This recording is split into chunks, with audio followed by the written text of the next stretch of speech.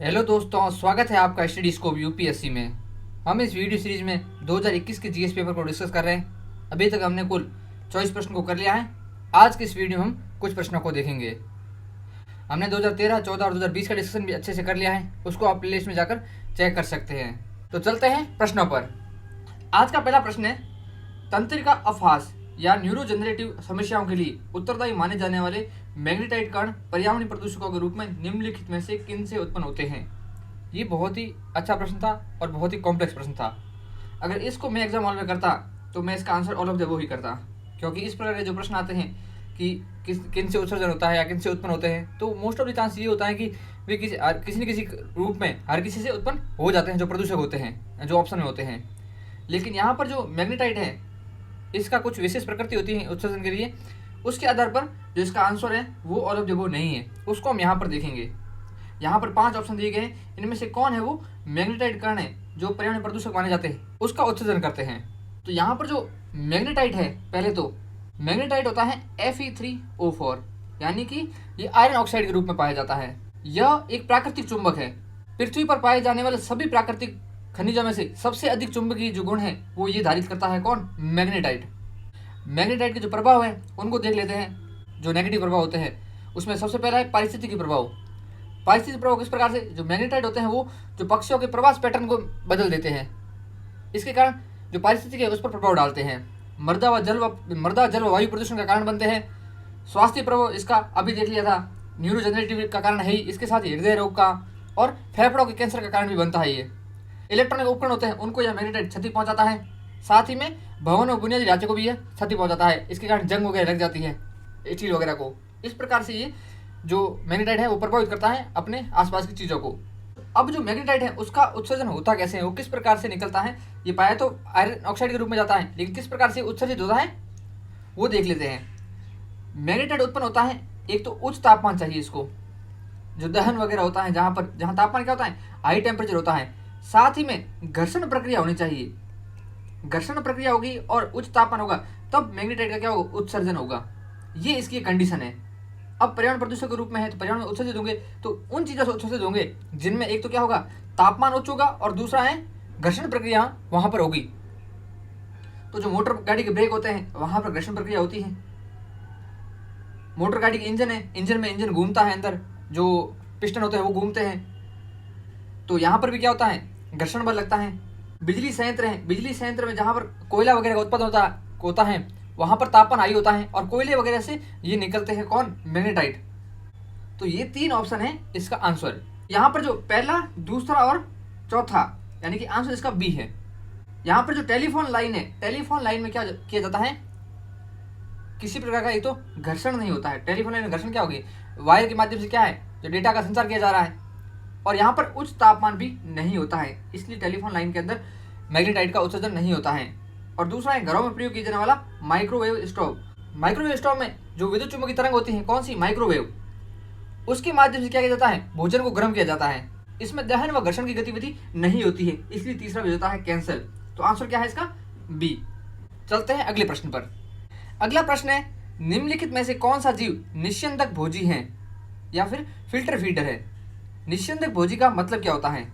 निस्यंदक भोजी, निस्यंदन यानी कि छानना, यानी कि जो छान कर भोजन ग्रहण करते हैं वे होते हैं निस्यंदक भोजी। किस प्रकार से, इनमें इस प्रकार की संरचना पाई जाती है जीवों में, जिसके कारण वे क्या होते हैं, जो सूक्ष्म पदार्थ होते हैं उनको अपनी त्वचा के भीतर से गुजरने देते हैं और उनका क्या करते हैं, पोषक के रूप में उपयोग करते हैं, तो उन्हें बोलते हैं निस्यंदक भोजी। आप समझ गए होंगे। तो यहाँ पर ये बहुत ही ज्यादा फैक्चुअल प्रश्न है, इसका आंसर है सीप या ऑयस्टर। फिल्टर फीडर एक जीव है जो आमतौर पर जलीय होता है, जो भोजन को छानने के लिए गिल्स या सिलिया जैसी विशेष संरचनाओं का उपयोग करके पानी से छोटे कणों या जीवों को छानकर भोजन प्राप्त करता है। इसके एग्जाम्पल क्या है, क्लैम, सीप, यही प्रश्न में पूछा है, यही आंसर है। स्पंज, बार्नाकल, कोरल, समुद्री स्क्वाड, क्रिल, फिल्टर, ये सभी किसमें आते हैं, फिल्टर फीडर में आते हैं। कुछ कशेरुकी भी होते हैं, वो भी फिल्टर फीडर होते हैं, जैसे कुछ शार्क हो गई, रे, एरिंग, ये सब क्या है, फिल्टर फीडर है, यानी कि छान कर ये करते हैं। इनमें विशेष संरचना होती है, जैसे गलफड़े हो गई, सीलिया हो गई, बलेन हो गई, इनको आप यहाँ पर पढ़ सकते हैं। तो आंसर है इसका सीप। चलते हैं अगले प्रश्न पर। अगला प्रश्न है, निम्नलिखित जैव भूरासायनिक चक्रों में से किसमें चट्टानों का अपक्षय चक्र में प्रवेश करने वाले पोषक तत्वों के निर्मुक्त होने का मुख्य स्रोत है। यहाँ पर प्रश्न पूछा गया है कि यहाँ पर जो ये भूरासायनिक चक्र दिए गए हैं इनमें से कौन सा है जिसमें जब चट्टानों का अपक्षय होता है, चट्टानें टूटती हैं, तब क्या होता है, उस पोषक तत्वों का निर्मुक्त होता है, वहां से वो पोषक तत्व निकलता है, उसको हमें यहाँ पर बताना है। कार्बन चक्र, नाइट्रोजन चक्र, फास्फोरस चक्र और सल्फर चक्र, इसमें से कहाँ से, जो जब चट्टानें अपक्षय होती है तो इनमें से कौन सा है जो निकलता है वहां से, इन चारों में से, वो हमें देखना है यहाँ पर। तो यहाँ पर पहले तो आइए भू रासायनिक चक्र के बारे में बात। भू रासायनिक चक्र होते हैं वो दो प्रकार होते हैं, एक होता है गैसीय चक्र और एक होता है औषधि चक्र। गैसीय चक्र के एग्जाम्पल है नाइट्रोजन, कार्बन और जलीय चक्र हो गया। जो औषधि चक्रों का एग्जाम्पल है फॉस्फोरस, सल्फर, कैल्शियम, मैग्नीशियम, ये सब औषधि चक्र के एग्जाम्पल है। अब यहाँ पर चक्र वर्ड का यूज क्यों कर रखा है, जो साइकिल, अब जलीय साइकिल में आप समझते होंगे कि जो वाष्पोत्सर्जन होता है कहाँ, समुद्रों से, और बादल बनते हैं, बादल बरसते हैं, फिर नदियों के माध्यम से वापस पानी कहाँ जाता है, समुद्र में आ जाता है। तो ये क्या है, पूरा साइकिल है। इसी प्रकार से क्या होता है, कार्बन भी पूरे एक साइकिल में घूमती है। जैसे जो पादप वगैरह होते हैं वे क्या करते हैं, वायुमंडलीय कार्बन को लेते हैं, कब, प्रकाश संश्लेषण के दौरान, उनसे जीव उनसे भोजन प्राप्त करते हैं, प्राथमिक उत्पादक, वहाँ से जीवों में जाता है, फिर जीव मृत होते हैं और कहाँ चला जाता है, जमीन में चला जाता है, फिर जमीन से वापस क्या होता है, कोयला वगैरह से हम जो उपयोग करते हैं उससे वापस वायुमंडल में आ जाती है। तो ये क्या हो जाता है, कार्बन चक्र हो गया। तो इसी प्रकार से यहाँ पर ये नाइट्रोजन चक्र और सल्फर चक्र, फास्फोरस चक्र भी है। यहाँ पर जो आंसर है वो है फास्फोरस चक्र। पहली बात तो अगर इसमें कंफ्यूज होने वाली बात है ही नहीं, यहाँ पर 4 ऑप्शन है, 4 में से 2 तो क्या है, गैसीय चक्र है, और यहाँ पर बात की गई है अपक्षय कहाँ का, चट्टानों का। तो चट्टानों का अपक्षय और गैस का कोई लेना देना है नहीं। तो यहाँ पर जो भी आंसर होगा वो औषधि चक्र में से एक आंसर होगा। तो औषधि चक्र कौन है, फास्फोरस चक्र और सल्फर चक्र, यानी कि 50-50 तो यहाँ पर सीधा हो गया। अब सल्फर के रूप में भी आप देखते हैं कि सल्फर डाइऑक्साइड और H2S सल्फर हाइड्राइड के रूप में क्या है, वायुमंडल में सल्फर पाई जाती है, लेकिन फास्फोरस को हम इस रूप में नहीं देखते हैं। तो जो चट्टान है उसके अपक्षय में सबसे अधिक निकलने की संभावना किसकी होगी, वो होगी फास्फोरस की। तो आंसर क्या है इसका, फास्फोरस चक्र। अब प्रश्न पूछा था फास्फोरस चक्र, फास्फोरस चक्र पूर्ण रूप से क्या है, औषधि है। यहाँ पर जो रॉक फास्फेट होता है पहले, वो किस में चेंज होता है, सॉइल फॉस्फेट में, मृदा में आ जाता है, किसके माध्यम से, अपक्षय के माध्यम से। उसके बाद किसमें, प्लांट्स में चला जाता है, प्लांट से एनिमल में आ जाता है, एनिमल से जो लिविंग ऑर्गेनिज्म होते हैं और बाकी इनमें चला जाता है प्लांट्स के माध्यम से। फिर वो वापस जो प्लांट होते हैं या फिर एनिमल होते हैं वो मर जाते हैं, तो उसके बाद क्या होता है, वापस वो सॉइल में चला जाता है, सॉइल फास्फेट में चेंज होता है, और सॉइल फास्फेट वापस रॉक फास्फेट बन जाता है। इस प्रकार से ये साइकिल इनका चलता रहता है। ये है औषधि चक्र और यही इसका प्रश्न का आंसर भी था। फास्फोरस चक्र जैव भू रासायनिक चक्र है जो स्थलमंडल, जलमंडल और जीवमंडल के माध्यम से फास्फोरस की गति का वर्णन करता है। यह अकार्बनिक फास्फेट फिर मिट्टी और पानी में वितरित किया जाता है, इसलिए तीसरा जो कथन था वो ऑप्शन जो फास्फोरस चक्र था वो आंसर सही था। तो चलते हैं अगले प्रश्न पर। अगला प्रश्न है, निम्नलिखित में से कौन से जीव अपरदहारी हैं। अब जो जीव होते हैं उनको कुछ भागों में बांटा गया है। एक होते हैं प्राथमिक उत्पादक। प्राथमिक उत्पादक कौन है, पौधे वगैरह जो सबसे पहले सूर्य से क्या करते हैं, प्रकाश संश्लेषण के माध्यम से स्वयं भोजन बनाते हैं और दूसरों को फीड करने का काम करते हैं। दूसरे होते हैं उपभोक्ता, जो क्या करते हैं, प्राथमिक जो उत्पादक हैं उन पर निर्भर करते हैं। और उपभोक्ता होते हैं वे 2 प्रकार के होते हैं, एक होता है बहु उपभोक्ता यानी कि मैक्रो कंज्यूमर, और दूसरा होता है लघु उपभोक्ता यानी कि माइक्रो कंज्यूमर। जो बहु उपभोक्ता होते हैं वो क्या करते हैं, पौधों या जानवरों इन दोनों का भोजन करते हैं, यानी कि जो जीवित जीव होते हैं उनका ये भोजन करते हैं। ठीक है, इसमें शाकाहारी भी आ जाते हैं, द्वितीय उपभोक्ता शाकाहारी, मांसाहारी वगैरह सब आ जाते हैं, सर्वाहारी वगैरह। जो लघु उपभोक्ता होते हैं, जब ये प्राथमिक उपभोक्ता या फिर जो बहु उपभोक्ता हैं ये जब मर जाते हैं, मृत हो जाते हैं, इनका जो अपघटन करते हैं वे होते हैं लघु उपभोक्ता और उन्हें ही बोलते हैं अपरदहारी। तो यहाँ पर जो 5 ऑप्शन दिए गए हैं इनमें से कौन से अपरदहारी है उनको हमें यहाँ पर देखना है। तो इस प्रश्न में हमें सिर्फ ये पता होता कि अपरदहारी होते कौन है, डेट्राइटोवोर। तो यहाँ पर सबसे पहले केंचुआ है। केंचुआ आपको पता है किसान मित्र भी कहलाता है और ये जो खाद वगैरह है उसका अपघटन करने का काम भी करता है। तो ये तो आंसर होगा ही होगा, यानी कि जहां पहला नहीं है उसको तो आप एलिमिनेट सीधा कर दीजिए। दूसरा है जेलीफिश। जेलीफिश क्या एक मछली है और यह अपरदहारी या अपघटक नहीं है। एक होता है अपरदहारी, एक होता है अपघटक। अपघटक के अंदर बाज वगैरह ये भी आ जाते हैं जो क्या करते हैं, जो मृत शरीर रहते हैं उनको छोटे छोटे टुकड़ों में तोड़ते हैं। अपरदहारी होते हैं वे उन टुकड़ों के बाद क्या होता है, उनका पूर्ण रूप से अपघटन करते हैं। तो जो जेलीफिश होता है वो अपरदहारी नहीं होता है। तो आप दूसरा ऑप्शन एलिमिनेट करते ही आपका सीधा आंसर हो जाता है सी। समुद्री घोड़े के बारे में हमने 2014 के पेपर में डिस्कस किया था और वहां पर हमने ये बिल्कुल भी नहीं डिस्कस किया था कि ये क्या होता है, अपघटक होता है, अपरदहारी होता है। तो जो चौथा ऑप्शन है वो पीआईक्यू में पूछ भी रखा है, अगर चौथे को भी एलिमिनेट करते तो भी आपका आंसर आ जाता, यानी कि अगर 2014 का पेपर अच्छे से डिस्कस कर रखा होता तो इसका आंसर आपको सीधा ही मिल जाता। तो यहाँ पर जो केंचुआ, मिलीपीड और वुडलाइस या कास्ट युगा ये होते हैं अपरधारी या डेट्राइटोवोर। अपरदर्शी और अपघटक किसी भी पारिस्थितिक तंत्र में सभी मृत और सड़ने वाली सामग्री के विघटन में योगदान करते हैं। इस प्रकार वे पोषक तत्वों के चक्र में महत्वपूर्ण भूमिका निभाते हैं और अधिकांश जैव रासायनिक चक्रों जैसे अभी कार्बन चक्र, नाइट्रोजन चक्र और फास्फोरस चक्र का अनिवार्य हिस्सा बनता है। ये लास्ट में जो निर्मुक्त करने में किसको, कार्बन को हो गया, नाइट्रोजन को हो गया, फास्फोरस को हो गया, उसमें ये भूमिका निभाते हैं। समुद्री वातावरण में भी अपरदर्शी जीवों के उदाहरण जैसे केकड़े, झिंगूर, क्रेटेशियन, समुद्री तारे, समुद्री खीरे। अगला प्रश्न है, यूएनईपी द्वारा समर्थित कॉमन कार्बन मैट्रिक को किसके लिए विकसित किया गया है। यहाँ पर पहली बात तो आया है कॉमन कार्बन की बात की गई है। मैट्रिक मीटर मापने वाले, उससे आप आइडिया लगा सकते हैं, यानी कि किसमें कार्बन को मापने का काम होगा, आकलन होगा कि भाई कार्बन कितना विमुक्त हो रहा है, कितना कार्बन निकल रहा है, उसको यहाँ पर देखने की बात ये जो कॉमन कार्बन मैट्रिक है वो कर रहा है। तो कॉमन कार्बन मैट्रिक से हमें यही समझ आ रहा है कि यह किसी प्रकार से कार्बन का आकलन करने का काम करेगा। अगर इसका अर्थ देखें तो यहाँ पर इसमें से इसका अर्थ इसमें ऐसा कहाँ पर निकल आ रहा है वो इसका आंसर होगा। तो सबसे पहले तो यहाँ पर यूएनईपी का नाम आया है। यूएनईपी की स्थापना हुई थी 1972 में, जो स्टॉकहोम कन्वेंशन हुआ था, जिसका नाम क्या था, मानव पर्यावरण पर यूएन सम्मेलन। इसमें इसकी स्थापना हुई थी और इसका सचिवालय और इसका हेडक्वार्टर कहाँ पर है, नैरोबी केन्या के अंदर। ये जो यूएनसीपीडी हो गया, UNCCD, Minamata convention, Stockholm convention, UNFCCC, इनके लिए क्या करता है, सचिवालय सुविधा प्रदान करता है। इसके अलावा ये clean up the world, billion tree campaign, seal the deal, Tunza, faith for the earth, ये जब सब प्रोग्राम भी कौन चलाता है, यूएनईपी चलाता है। इसके साथ ही यूएनईपी के अंदर क्या है, इसके साथ ही यूएनईपी कुछ रिपोर्ट्स भी पब्लिश करता है, जिसमें global environment outlook, emission gap report, adaptation gap report, global biodiversity outlook, global air quality assessment, ये सब इसकी कुछ रिपोर्ट्स हैं यूएनईपी की। अब यहाँ पर कॉमन कार्बन मैट्रिक यानी मापने की बात कहाँ हो रही है, आप देखिए यहाँ पर पहला ऑप्शन देखिए, संपूर्ण विश्व में निर्माण कार्यों के कार्बन पदचिह्न का आकलन। यहाँ पर क्या कर रहे हैं, कार्बन फुटप्रिंट का आकलन करने का काम कर रहे हैं, मैट्रिक मीटर मापने का काम। दूसरा देखिए, कार्बन उत्सर्जन व्यापार में विश्व भर की वाणिज्यिक कृषि संस्थाओं के प्रवेश जो अधिकार देने के लिए है, अधिकार देने की बात कर रहा है, किसी प्रकार की मापने की यहाँ पर बात नहीं हुई है। सी ऑप्शन देखिए, सरकारों को अपने देशों द्वारा किए गए समग्र कार्बन पदचिह्न के आकलन हेतु अधिकार देने के लिए, यहाँ पर बात कर रहा है आकलन के बाद क्या दे रहा है, अधिकार दे रहा है। ये मतलब आकलन करने से संबंधित नहीं है, ये आकलन की बात क्या कर रहे हैं, अधिकार देने की बात कर रहा है। तो यहाँ पर ये उससे आगे की बात हो जाती है, यानी कि यह स्टेटमेंट है वो आकलन पर आकर रुका नहीं, आकलन से आगे की बात कर रहा है। और डी ऑप्शन देखिए, किसी इकाई समय में विश्व में जीवाश्म ईंधनों के उपयोग से उत्पन्न होने वाले समग्र कार्बन पदचिह्न के आकलन के लिए, यहाँ पर ये भी आकलन की बात कर रहा है। तो यहाँ पर अगर आंसर होगा तो या तो होगा ए से या होगा डी से। इसका आंसर वैसे है ए। कॉमन कार्बन मैट्रिक ऊर्जा दक्षता को बढ़ावा देने और भवन क्षेत्र में ग्रीन हाउस गैस उत्सर्जन को कम करने के लिए इमारतों के कार्बन पदचिह्नों को मापने और आकलन करने पर केंद्रित है।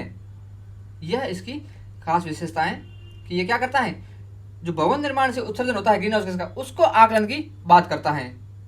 तो यहाँ पर इसका आंसर था ए। चलते हैं अगले प्रश्न पर। अगले प्रश्न पूछा गया, निम्नलिखित समूहों में से किसमें ऐसी जातियां होती हैं जो अन्य जीवों के साथ सहजीवी संबंध बना सकती हैं। सहजीवी संबंध की बात किसमें होती है, जहां पर दो जीव एक साथ रहते हैं और दोनों क्या करते हैं, एक दूसरे को लाभ पहुंचाते हैं, इसे बोलते हैं सहजीवी संबंध। जैविक समुदाय के बीच विभिन्न अंतरक्रिया होती हैं। अंतरक्रियाओं में से जो सहोपकारिता वाला एग्जाम्पल होता है, जिसको बोलते हैं म्यूटलिज्म, उसका एक भाग है कौन, सहजीवी संबंध, या फिर इसको बोलते हैं सिम्बायोटिक रिलेशनशिप। तो यहाँ पर इन तीनों में से किसमें ये विशेषता पाई जाती है जो किसी अन्य जीव के साथ क्या बनाते हैं, सिम्बायोटिक रिलेशन बनाते हैं। बहुत अच्छा प्रश्न है ये। तो यहाँ पर जो दूसरा ऑप्शन है कवक या फेंजाई, कल ही पढ़ा था हमने लाइकेन के बारे में। तो लाइकेन इसका एग्जाम्पल है, किसके मध्य है, कवक और शैवाल के बीच। इसके साथ जो कवक है वो पौधा की जड़ें होती हैं, वहां पर भी पाया जाता है, किस रूप में, माइकोराइजा बोलते हैं वहां पर उसको। ये भी हम 2013 के पेपर में डिस्कस कर चुके हैं माइकोराइजा के बारे में। तो माइकोराइजा के रूप में क्या है, एक सिम्बायोटिक रिलेशन है, तो कवक तो होगा ही होगा। तो जहां पर दो नहीं, उसको आप एलिमिनेट कर दीजिए। पहला है नाइजीरिया। नाइजीरिया क्या है, ग्रुप है जिसमें विभिन्न सारी क्या है, प्रजाति आती है। इसकी सबसे मेन प्रजाति कौन सी है, वो है एक कोरल रीफ होता है ना, जो कोरल होता है वो नाइजीरिया फैमिली से आता है। तो कोरल का रिलेशन होता है किसके साथ, शैवाल के साथ। और क्या बनाते हैं, जो कोरल रीफ होते हैं आप देखते हैं, जो डाइनोफ्लेजिलेट जो शैवाल होता है उसके साथ ये सहजीवी संबंध बनाता है। तो नाइजीरिया होगा ही होगा, यानी कि जहाँ पहला नहीं उसको भी आप एलिमिनेट कर दीजिए। अब तीसरा है प्रोटोजोआ।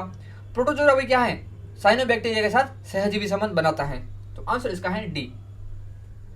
जो नाइजीरिया है उसमें आते हैं एनीमोन, जेलीफिश, कोरल। अभी हम जेलीफिश देखा था, ये नाइजीरिया समूह से ही आता है।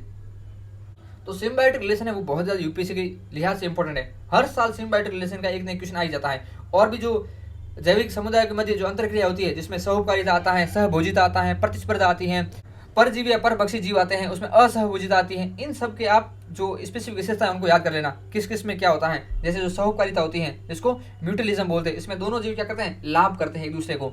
दूसरा है सहभोजिता, जिसे बोलते हैं एमेंसिलिज्म, इसमें एक जीव को लाभ होता है और एक जीव को कुछ नहीं होता। और एक है प्रतिस्पर्धी, जिसको कंपटीशन बोलते हैं, इसमें क्या होता है, दोनों जीव को नुकसान होता है। जैसे शेर के बीच हो गया, शेर या बाघ के बीच में हो गया। एक होता है परजीवी, या फिर इसको बोलते हैं पैराटिज्म, इसमें क्या होता है, एक जीव को लाभ होता है, एक जीव को नुकसान होता है। जैसे बाघ और हिरण, तो इसमें बाघ को प्रॉफिट होगा और हिरण को नुकसान होता है। और एक होता है असहभोजिता, जिसे बोलते हैं अमेंसिलिज्म, इसमें एक जीव को नुकसान होता है और एक जीव को कुछ फर्क ही नहीं पड़ता। ये अमेंसिलिज्म का एग्जाम्पल हो गया। और एक होता है तटस्थता, जिसमें दोनों जीव को कुछ फर्क नहीं पड़ता, दोनों 0-0 है, ना प्रॉफिट ना नुकसान। ये छह इनके रूप है, आप इनको भी याद रखना, 2025 के लिए बहुत ही ज्यादा इंपॉर्टेंट है। चलते हैं अगले प्रश्न पर। अगला प्रश्न है, मुरैना के समीप स्थित 64 योगिनी मंदिर के संदर्भ में निम्नलिखित कथनों पर विचार कीजिए। यहाँ पर 3-4 कथन दिए गए हैं, इनमें से कौन से सही है वो हमें देखने हैं। 64 योगिनी मंदिर के बारे में 1996 में पूछा था, एक ऑप्शन के रूप में था। तो अगर हम जो मोनाल सर के जो दिशा पब्लिकेशन वाली बुक है उसको अच्छे से करके जाते, वहां पर 64 योगिनी मंदिर के बारे में देखते, तो इसका आंसर इजीली मिल जाता हमें। ये प्रश्न में पूछा क्यों गया था, क्योंकि संसद भवन के निर्माण की बात चल रही थी 2021-20 के करीब, नए भवन के निर्माण की बात, तब ये प्रश्न आया था। क्योंकि जो ये 64 योगिनी मंदिर है, इसके आधार पर कहा जाता है कि जो पहले वाला संसद भवन है उसको निर्माण करने के लिए उसमें ये 64 योगिनी मंदिर है वो प्रेरणा स्रोत रहा था, इसलिए प्रश्न पूछा था। तो चौथा ऑप्शन इसका सही हो जाता है। अब दूसरा ऑप्शन देखिए, यह भारत में निर्मित एकमात्र वर्ताकार मंदिर, कितना हास्य स्टेटमेंट है, एकमात्र। अब भारत इतना बड़ा है, यहाँ पर इतने सारे मंदिर बन रखे, इतने राजवंश आए हैं, सबने मंदिर बनाने में फोकस किया है, यानी गुप्ता पीरियड के बाद तो मंदिरों की एक लहर सी आ पड़ी है। तो अब इतने बड़े भारत के अंदर क्या ये पॉसिबल है? कहीं ना कहीं तो एक आधा और मंदिर भी पा गया, तब तो ये आंसर गलत हो गया सीधा, इसलिए दूसरा एलिमेंट कर दीजिए। दूसरा एलिमेंट करते यहाँ पर सीधा आंसर आ रहा है। अगर आपको ये भी नहीं पता हो कि जो संसद भवन बना है उसके लिए प्रेरणा स्रोत था, या फिर आपने कुछ ना पढ़ रखा हो 64 योगिनी मंदिर के बारे में, आपको कुछ नहीं पता इसके बारे में, लेकिन ये तो पता ही होगा आपको, कॉमन सेंस है आपका, इसको एलिमेंट करते हैं आपका आंसर सीधा मिल रहा है। अब इसके बारे में देख लेते हैं। मुरैना आपके एमपी में पड़ता है, तो एमपी में यह 64 योगिनी मंदिर है और यह गोलाकार रूप में पाया जाता है। अगर इमेज में इसको देखेंगे तो इस प्रकार का दिखता है। ये 64 योगिनी मंदिर देख ली, संसद भवन के समान है ये। इस 64 योगिनी मंदिर में एक भगवान शिव को समर्पित क्या है, एक केंद्रीय मंदिर है, इसलिए यह वैष्णव पूजा पद्धति से संबंधित नहीं है। अगर 64 योगिनी, जो 64 योगिनी योग की देवियां हैं, अगर देवी से संबंध भी लगाएं तो यह किससे संबंध होगा, शाक्त परंपरा से संबंधित हो सकता है, लेकिन वैष्णव परंपरा संबंधित ये नहीं होगा। इसमें भगवान शिव के काफी सारे क्या है, शिवलिंग है, इसलिए इसको 7100 महादेव मंदिर भी बोलते हैं। यह गोलाकार मंदिर है। ज्योतिष व गणित की शिक्षा प्रदान करने का यह स्थान था। सूर्य के पारगमन के आधार पर यह ज्योतिष और गणित की शिक्षा प्रदान करने का भी एक महत्वपूर्ण स्थान था। शक्ति पूजा व तांत्रिक विद्या से भी यह संबंधित है।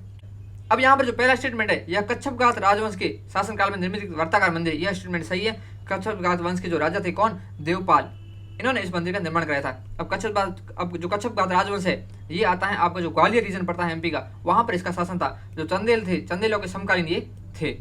इनका शासनकाल था 950 ईस्वी से 1128 ईस्वी के बीच में। कच्छपघात डायनेस्टी से संबंधित एक बहुत ही इंपॉर्टेंट बात आ जाती है कि सास बहु मंदिर ये कहां पर है, एमपी में है। और सास बहु मंदिर में यहाँ क्या पाया जाता है, एक अभिलेख पाया जाता है, जिसे बोलते हैं सास बहु अभिलेख। यहाँ पर जो एक सास बहु इंस्क्रिप्शन है यह कच्छपघात डायनेस्टी से संबंधित है। ये बात आप गांठ बांध लीजिए, दिमाग में बैठा लीजिए, क्योंकि ये यूपीएससी पूछ सकता है। तो ये बात होगी प्रश्न से संबंधित। अब चलते हैं अगले प्रश्न पर। अगला प्रश्न है, निम्नलिखित में से कौन सा प्राचीन नगर अपने उन्नत जल संचयन और प्रबंधन प्रणाली के लिए सुप्रसिद्ध है, जहां बांधों की श्रृंखला का निर्माण किया गया था और संबंध जलाशयों के नहर के माध्यम से जल को प्रवाहित किया जाता था। एकदम साधारण सा प्रश्न है। हालांकि जब पूछा था तब साधारण नहीं था, आज के हिसाब से साधारण है, लेकिन उस समय अगर सिंधु घाटी सभ्यता के बारे में थोड़ा सा पढ़ के जाते, एनसीईआरटी को पढ़ के जाते, तो वहां पर लिखा गया है धौलावीरा। वहां पर बांध की श्रृंखला भी पाए जाते हैं, जलाशय भी पाए जाते हैं। कहां पर, धौलावीरा के अंदर, जो कहां पर पड़ता है, गुजरात के अंदर। 1968 में इसको खोजा गया था। कालीबंगा अपने राजस्थान के अंदर, हनुमानगढ़ डिस्ट्रिक्ट में है, राखीगढ़ी हरियाणा में और रोपड़ पंजाब के अंदर। आप जो हड़प्पन साइड के जितने भी सारे प्लेसेस हैं उनको बहुत ही अच्छे से देख लेना। उनकी क्या क्या खास विशेषताएं, बहुत ही ज़्यादा इंपॉर्टेंट है। चलते हैं अगले प्रश्न पर। अगला प्रश्न है, 17वीं शताब्दी के पहले चतुर्थांश में निम्नलिखित में से कहाँ इंग्लिश ईस्ट इंडिया कंपनी का कारखाना या कारखाने स्थित थे। अब पहले चतुर्थांश का मतलब क्या है? 17वीं शताब्दी का, यानी कि 1600 से लेके 1625 तक इन 3 जगहों में से कहां पर ईस्ट इंडिया कंपनी अपने कारखाने खोल चुकी थी, वो हमें यहां पर बताना है। सबसे पहले तो 1611 में ईस्ट इंडिया कंपनी ने अपना कारखाना खोला था कहां पर? मसूलीपट्टनम में। मसूलीपट्टनम में अपना पहला कारखाना खोला था ईस्ट इंडिया कंपनी ने। कब? 1611 में। लेकिन यह क्या था? अस्थायी कारखाना था। ईस्ट इंडिया कंपनी ने अपना पहला स्थायी कारखाना 1613 में कहां खोला था? सूरत में। उसके बाद 1625 तक इन्होंने सूरत के साथ भड़ोच में, अहमदाबाद में और आगरा में अपने कारखाने खोल चुके थे। यानी 1625 तक इसके कारखाने कहां कहां थे? एक तो मसूलीपट्टनम में, एक था सूरत में, भरूच में या भड़ोच में, अहमदाबाद में और आगरा में। भरूच कहाँ है? गुजरात के अंदर। यहाँ पर जो चिक्का कोल है वो है आंध्र प्रदेश के अंदर, जो एक पोर्ट है, और त्रिचिनापोली है तमिलनाडु के अंदर। तो यहाँ पर जो भरूच है वहां पर पहले चतुर्थांश में ब्रिटिश ईस्ट इंडिया कंपनी है वो अपना कारखाना खोल चुकी थी, इसलिए आंसर इसका होता है ए। तो आज के हमारे डिस्कशन में इतना ही। आज हमने कुल 9 प्रश्नों को किया है। मिलते हैं कल नए वीडियो के साथ, तब तक के लिए जय हिंद, जय भारत।